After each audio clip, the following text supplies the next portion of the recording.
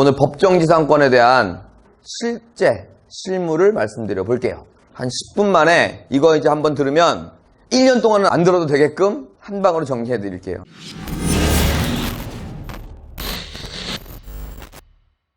토지와 건물이 있어요.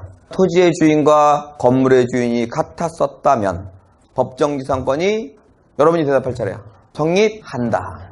이렇게 되는 거죠.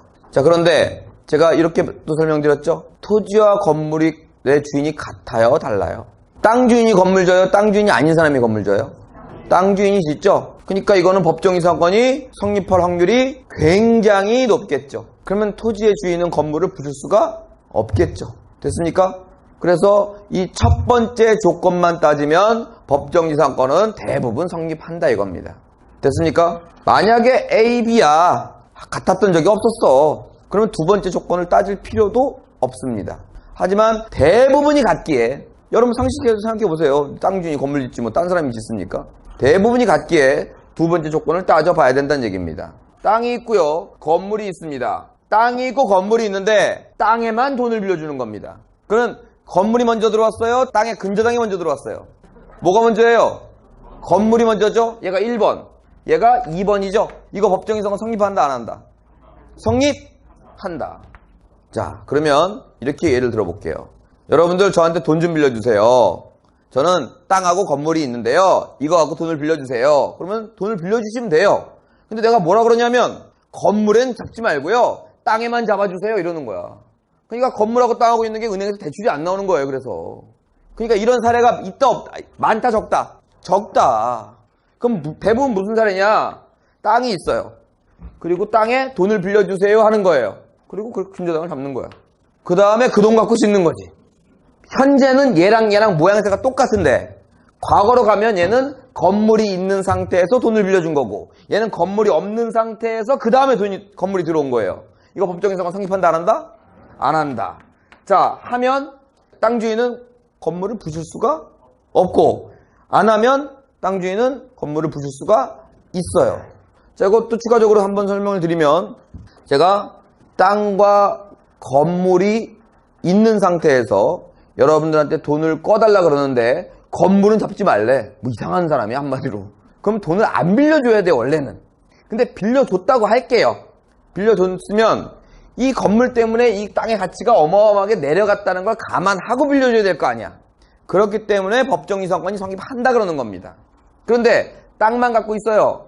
돈을 빌려달라고 합니다. 여러분들은 이 피해를 예상하지 못했죠? 그러니까 이거는 이것까지 법정지상권이 성립한다 그러면 너무 가혹하니까 이런 경우는 법정지상권이 성립하지 않는다 그래버리는 거예요. 그것도 아십니까? 이 건물이 법정지상권 이런 건물들이 대부분 신축인 거? 이것도 실무적으로 한번 말씀을 좀 드려볼게요. PF라는 대출이 있습니다. 뭐 영어 한번 쓰자면 프로젝트 파이낸싱. 뭔가 프로젝트가 있는 거야. 뭐냐? 나는 건물을 짓기 위해서 돈을 빌리는 거야. 그럼 은행에서는 그 프로젝트를 보고 아 그래 돈을 더 빌려줄 수도 있어요. 조건은 뭐냐면 땅에만 돈을 빌려주는 게 아니라 건물이 완성되면 이 빌려준 걸 여기다 공동담보를 같이 잡는 거지.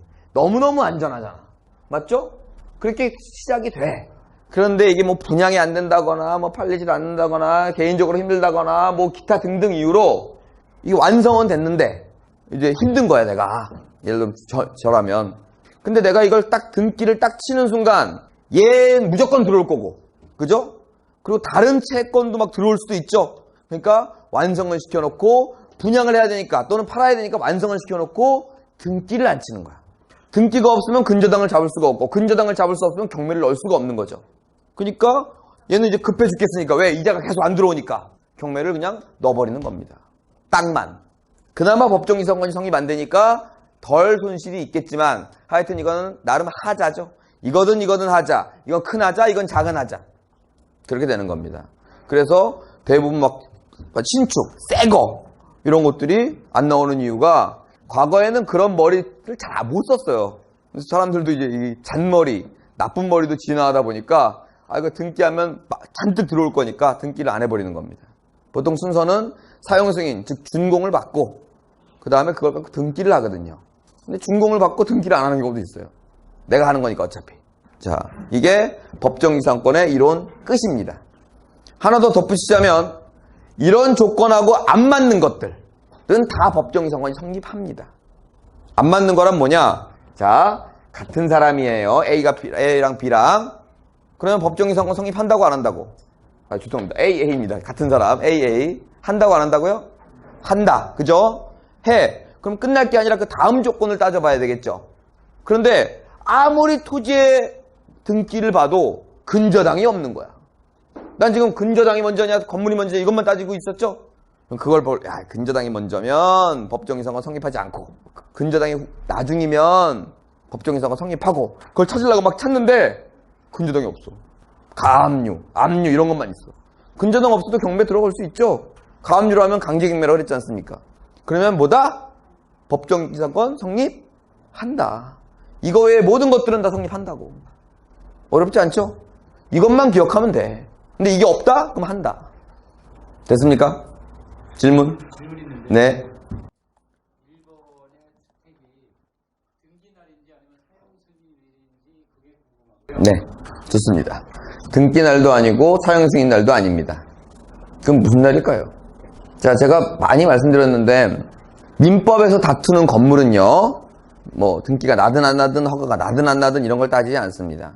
무허가도 건물이고요. 허가도 건물이고요. 등기가 있어도 건물이고요. 그럼 등기가 없는데 건물은 완전히 완성됐어. 그러면 이게 없다고 보여야 되는 건가? 아니란 얘기입니다. 실제 건물이 있었냐는 겁니다. 실제로. 그러면 이것만 봐서는 어려워요. 야, 저거 신축 같긴 한데 내가 뭘 아냐? 한 10년 전에 지어놓고 한 번도 안 쓰면 이거 신축 아니냐? 무슨 얘기인지 아시겠어요? 자, 보면 얘가 먼저냐 얘가 먼저를 따져야 되는데 구체적으로 가볼게요. 근저당 날짜는 나와 있죠? 등기 명백 딱 찍혀 있지 않습니까? 얘는 예를 들어 등기가 없다면 아까 등기 없는 것도 많다 그랬잖아.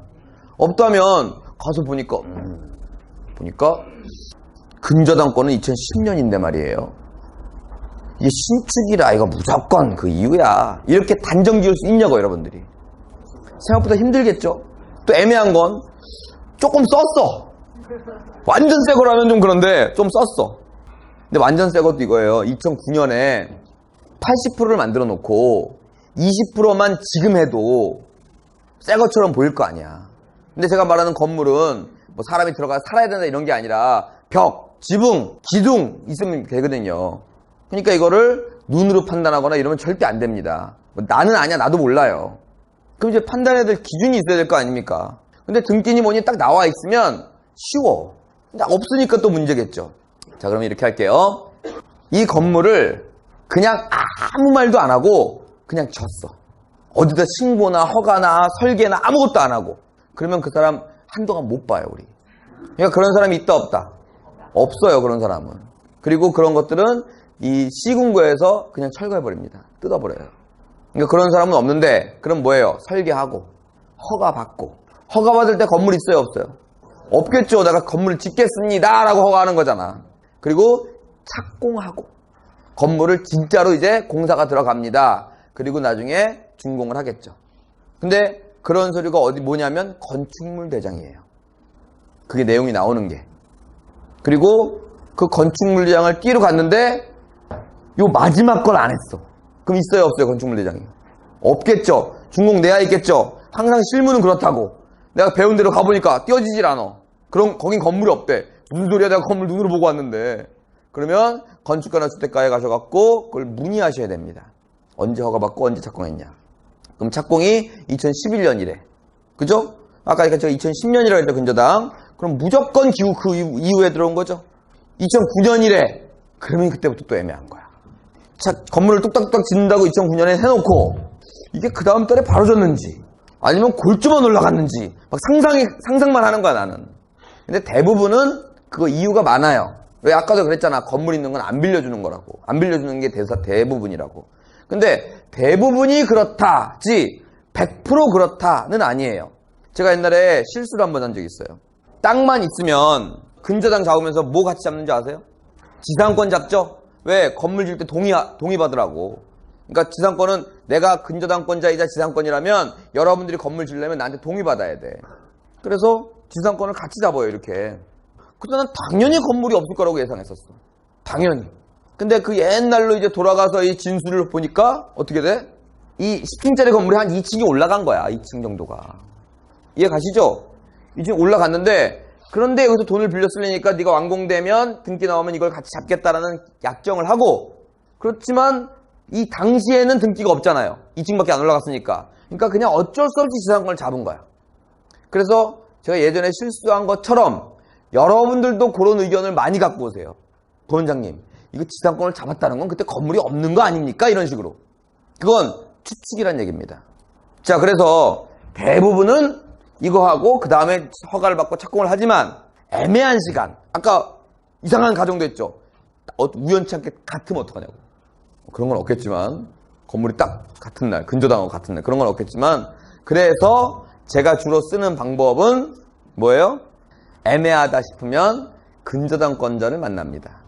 이 근저당권자는 이거를 땅을 빌려줄 때 감정평가를 합니다. 우리 지금 구독전에 나오는 감정평가처럼.